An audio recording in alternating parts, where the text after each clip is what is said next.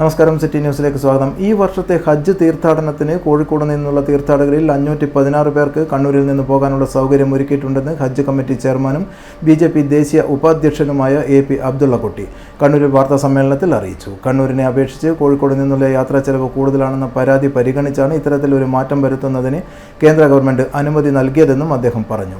3000-ഓളം അപേക്ഷകൾ ഇത്തരത്തിൽ ലഭിച്ചിട്ടുണ്ട്.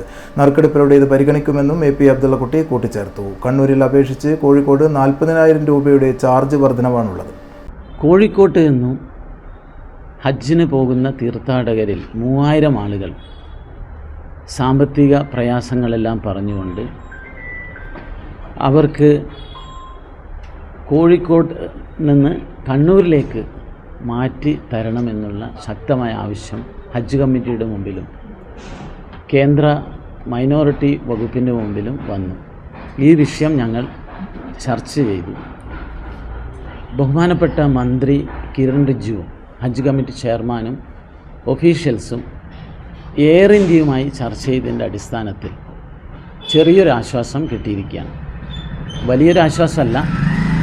അവർ പറയുന്നത് നമുക്ക് ഇത് സ്പെഷ്യൽ എയർക്രാഫ്റ്റുകളൊക്കെ തയ്യാറായി കഴിഞ്ഞു, അതുകൊണ്ട് ഈ ചാർജിൽ വ്യത്യാസം വരുത്താൻ ബുദ്ധിമുട്ടുണ്ട് എന്നാണ് അവർ പറയുന്നത്.